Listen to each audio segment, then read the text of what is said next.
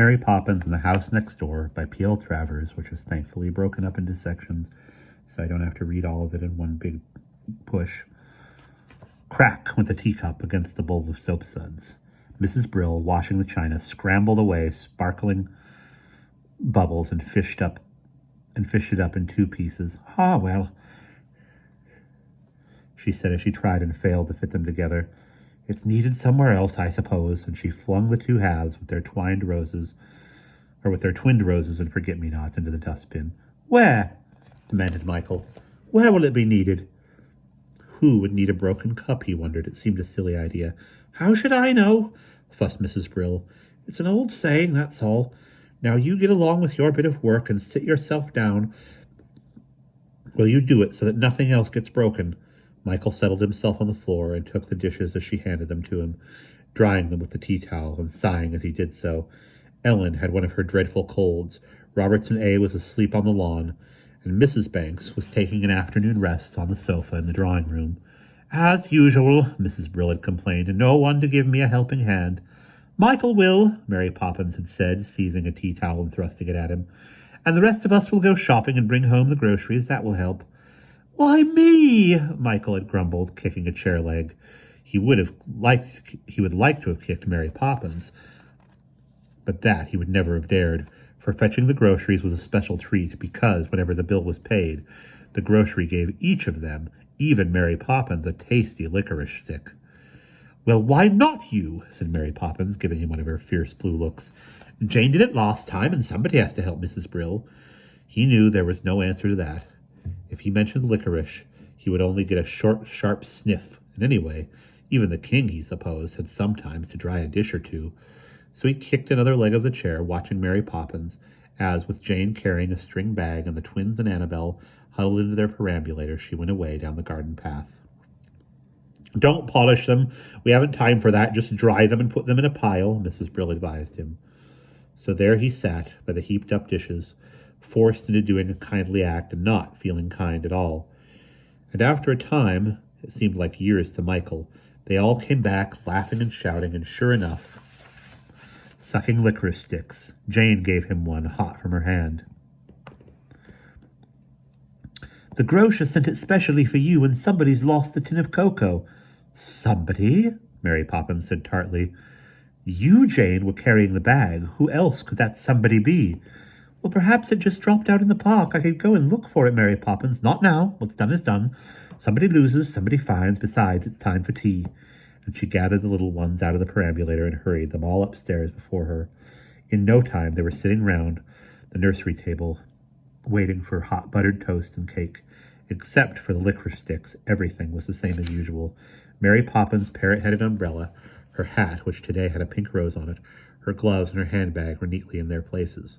The children were all neatly in theirs, and Mary Poppins was going about her afternoon's work like a neat and orderly whirlwind.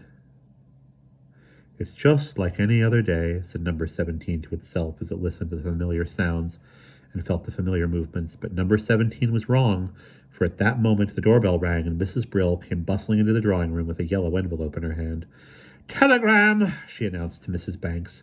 "Your Aunt Flossie's broken her leg, maybe, or it could be something worse. I don't trust telegrams." Mrs. Banks took it with a trembling hand. She didn't trust telegrams either. They always seemed to bring bad news. She turned the envelope over and over. "Well, aren't you going to open it?" Mrs. Brill was eager to know the worst. "Oh, I don't think I will," said Mrs. Banks. "I'd rather wait until my husband comes home. It is addressed to him anyway. See, George Banks, 17 Cherry Tree Lane." "Well, if it's urgent, you'll be sorry you waited. A telegram is everyone's business." Mrs. Brill reluctantly left the room. She would have enjoyed hearing bad news. Mrs. Banks eyed the yellow envelope as it stood there on the mantelpiece, leaning against a photograph and coolly keeping it secret. "Perhaps," she said to herself, "it's good news after all. Mrs. Brill doesn't know everything." But she couldn't help wishing that this might be one of the days when Mr. Banks came home early. And as it happened, it was. He got off the bus at the end of the lane and was sauntering home past number 21, Admiral Boom's house that was built like a ship, past 20 with its honeysuckle hedge, past 19 with the fish pond in the garden, until he came to number 18. And there he stopped, full of surprise and not altogether pleased. Around the gate his neighbors were gathered, all talking earnestly together. The Admiral and Mrs. Boom, Mr. 20 and Mrs. 19, and Miss Lark from number 16. There was nothing odd in this, of course, a gathering of friends. But what stopped Mr. Banks in his tracks was the sight of a red and white striped tent, the kind that is put up over drains and other holes in the road, and besides it stood a brawny workman deep in conversation with the little group of neighbors. "Ah, there you are, Banks. Ship ahoy!" The Admiral's loud voice hailed him. "You're just the one to find out what this fellow thinks he's doing." "I don't think I know," the workman said mildly. "I'm looking over this here house to see what repairs it needs." "But it's empty," said Mr. Banks quickly. "It's been empty for years and years." "Well, it won't be empty for long," said the man. "There's tenants coming in." "But that's impossible." Mr. Banks was distressed. "We all like it just as it is. Every street should have its deserted house." "What for?" "Well," began Mr. Banks, a trifle uneasily, "so that people can fill it with their own ideas, the kind of neighbors they would like to have. We don't want just anyone, you know." There was a murmur of assent from them all as they thought of the long empty rooms of their dear number 18. For the Admiral, they were inhabited by a sea captain who had sailed with Nelson and was ready at any moment, no matter what the weather, to heave up the anchor and put to sea. Mrs. Boom saw it as the home of a little girl with straight brown hair, the kind of child she would like to have, who wandered about it, soft as a moth, humming gently to herself. Mr. 20, whose wife would never play chess with him, had friends there who were human chessmen, black and white kings and queens, bishops marching from corner to corner, knights riding up and down the stairs. Mrs. 19, who was rather romantic, believed that in the empty house there lived the grandmother she had never seen, telling wonderful bedtime stories, knitting pretty garments for her, and always wearing silver slippers, even in the morning. For Miss Lark, from number 16, the grandest dwelling in the lane, it was the home of another dog exactly like Andrew, an aristocratic little dog who would never choose, as Andrew had done, a vulgar friend like Willoughby. As for Mr. Banks, he liked to think that in the attic of number 18 lived an old wise man with a very special telescope, which when you looked through its round glass eye could show you what the universe was up to. "Anyway," he said to the workman, "it's probably not fit to live in after being empty for so long. Have you examined the drains? All of them in perfect condition. Well, the chimneys full of starlings' nests, I'll be bound." "Clean as a whistle," said the man. "What about the furniture? Mice making tunnels in the beds, cockroaches in the kitchen?" "Not a mouse, not a roach." "And the dust, it must be everywhere, inches thick." "Whoever comes into the house," said the man, "won't need a duster. Everything's as good as new. And anyway," he began to dismantle his red and white tent, "houses are for human beings, not harum-scarum fancies." Well, if it must be, it must be," sighed Miss Lark. "Come, Andrew, come, Willoughby, we will go home." And she walked away dejectedly, the two dogs at her heels looking equally depressed. "You should have gone to sea," said the Admiral, looking ferociously at the workman. "Why, a sailor would stay on the deck of his ship and not come making trouble for those who live on the land." "Can't bear the sea, it makes me seasick, and anyway, it's no fault of mine. I have me orders, to be carried out forthwith. I was told the tenants are coming in tomorrow." "Tomorrow!" everyone exclaimed. This was terrible. "Let us go home," coaxed Mrs. Boom. "Binnacle is making curry for supper. You'll like that, won't you, dear?" Binnacle was a retired pirate who daily kept everything shipshape in Admiral Boom's ship-shaped house. "Well, heave up anchor and sail away, shipmates. There's nothing else to do." The Admiral took Mrs. Boom's arm and slouched off along the lane, followed by Mrs. 19 and Mr. 20, both looking forlorn. "A queer lot you are, I must say." The workman gathered up tent and tools. "All this to do over an empty house." "You don't understand," said Mr. Banks. "For us it's not empty, far from it." And he turned toward his house. Across the lane, he could hear the park keeper doing his rounds. "Observe the rules, remember the bylaws." The starling on top of number 17's chimney was giving her usual starling shriek. Laughter and shouting came from the nursery, mingled with the comments of Mary Poppins. He could hear Ellen's endless sneezing, the clatter of dishes in the kitchen, the sleepy snores of Roberts and A, all the familiar sounds of home, everything the same as usual, comfortable, intimate. But now, he thought, everything would be different. "I have news for you," he said glumly. as Mrs. Banks met him at the door. "And I have news for you," she said. "There's a telegram on the mantelpiece." He took the yellow envelope, ripped it open,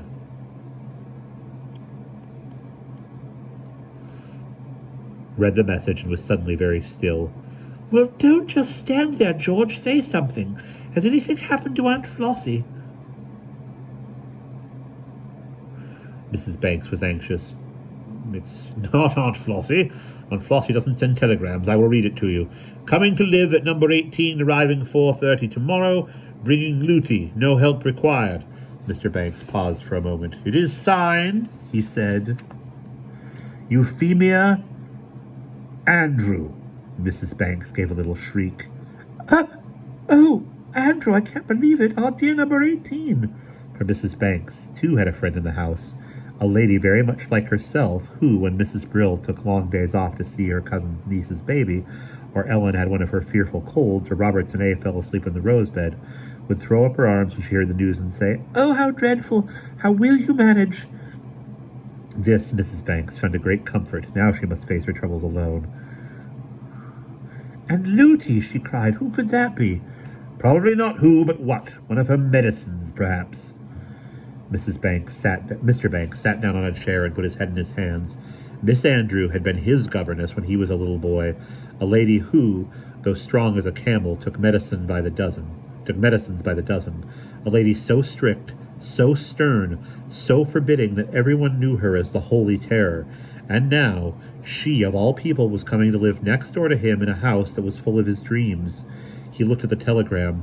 "No help required. Well, that's a blessing. I won't have to light a fire in her bedroom as I did that time she came to stay and disappeared so suddenly and went off to the South Seas." "I wish she had stayed there," said Mrs. Banks. "But come, dear, we must tell the children." "I wish I were in the South Seas myself, anywhere but here." "Now, George, don't be gloomy." "Why not? If a man can't be gloomy in his own home, in his own house, where can he be gloomy, I'd like to know?" Mr. Banks sighed heavily as he followed his wife up the front stairs, looking like a man whose familiar world had fallen in pieces around him. The nursery was in an uproar. Annabel was banging her spoon on the table. John and Barbara, the twins, were trying to push each other off their chairs. Jane and Michael were wrangling over the last pieces of toast. "Is this a nursery or a cage full of monkeys?" Mary Poppins was asking in her sternest voice. "A cage full of—" Michael was about to be daring when the door suddenly opened. "We have news for you all," said Mrs. Banks. "A telegram has come." "Who from?" demanded Jane. "Miss Andrew. You remember Miss Andrew." "The Holy Terror!" shouted Michael. "Hush, we must always be polite. She is coming to live at number 18. "Oh, no!" protested both of the children, for they did indeed remember Miss Andrew and how she had once come to stay and had disappeared so strangely. "But it's ours!" cried Michael. "Number 18 belongs to us. She can't come and live there." He was almost in tears. "I'm afraid she can," said Mrs. Banks, "bringing someone or something whose name is Looty, and," she added coaxingly, "we must all be polite and kind, mustn't we? Mary Poppins, you'll see that they are neat and tidy and ready to greet her, won't you?" She turned timidly to Mary Poppins, who was standing still as a doorpost. It would have been impossible to tell what she was thinking. "And when, she said acidly, looking as haughty as a duchess, "were they anything but neat and tidy?" The idea was quite absurd. "Oh, never, never," fluttered Mrs. Banks, feeling as she always did with Mary Poppins, as though she were a very small girl instead of the mother of 5 children. "But you know how fussy Miss Andrew is. George," she turned anxiously to her husband, "don't you want to say something?" "No," said Mr. Banks fiercely. "I don't want to say anything." And Mrs. Banks, having delivered the unfortunate news, took her husband's hand and led him away. "But I've got a friend who lives there," said Michael. "Garbo, the clown we saw at the circus, who makes everybody laugh and looks so sad himself." "I think the Sleeping Beauty's there, lying under a lacy quilt with a spot of blood on her finger." Jane, too, had had her dreams of the house. "She can't be," said Michael protested. "There's no wall of thorns around it. There's nettles. They are just as good. Mary Poppins," Jane turned to the motionless figure, "who do you think lives in number 18? Mary Poppins sniffed. 5 nice, quiet, well-behaved children, not like some people I could mention." Her blue eyes were sternly blue, but in their depths was the glint of a twinkle. Well,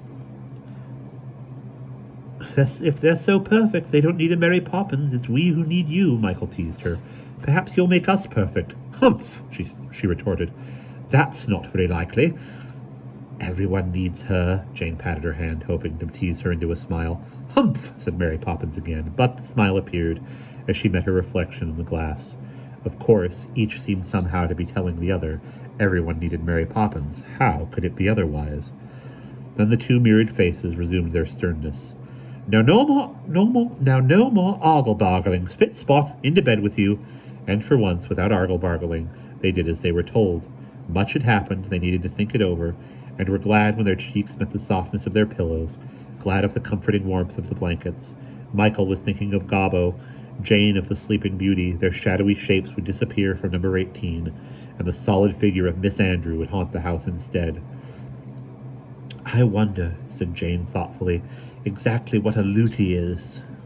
She had never heard the word before. Perhaps it's an animal, said Michael. Maybe a kangaroo.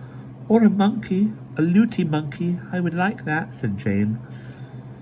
And they fell asleep, dreaming of a kangaroo or perhaps a monkey, gambolling happily about the lane among the cherry trees. But it was neither a kangaroo nor a monkey, as they were to learn next day. And we will pause there.